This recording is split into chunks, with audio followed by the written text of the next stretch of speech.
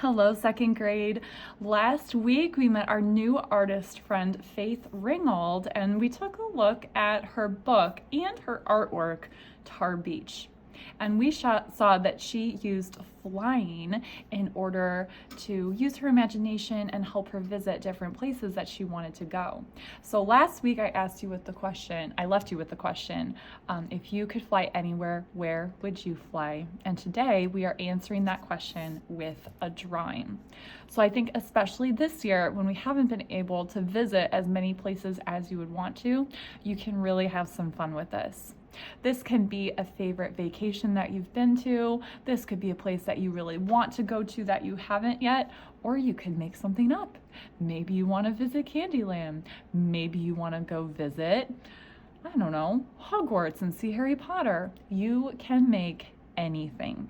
So I have a pretty small piece of paper right here, and you'll see in a future video lesson why that is the case. So for those of you who are at home, this is a 6x9 piece of paper. I would recommend working a little bit smaller because there will be something that we'll do to kind of finish this off and help it look like a quilt, just like Faith Ringgold did in her artwork as well.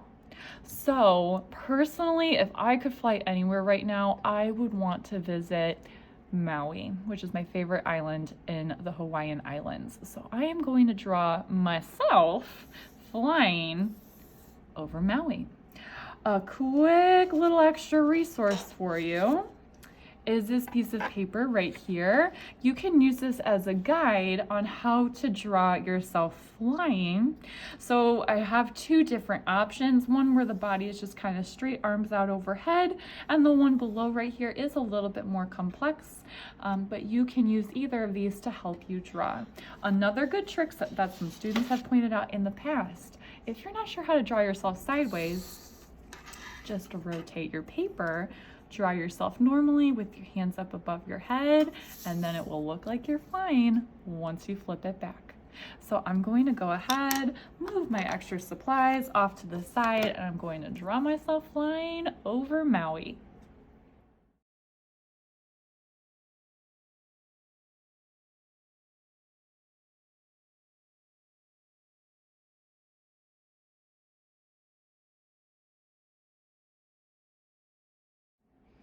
All right, so I have gone ahead and drawn myself flying over Maui. So I have the beach, the water, and then some of the beautiful mountains that are in the background as well.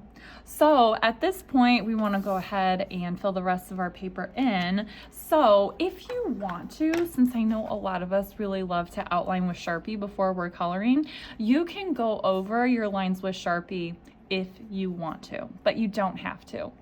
Otherwise, you can go ahead and just start coloring. I think I am going to outline mine. I really like the way it looks. So after I outline mine, I'm going to color everything. So make sure that you include the background as well. So I'm going to make sure the sky is nice and blue, make sure that the water and the sand are completed as well. So hopefully by the end of your time working this week, you'll have a completely covered piece of paper so that we can build the quilt part of our project next week.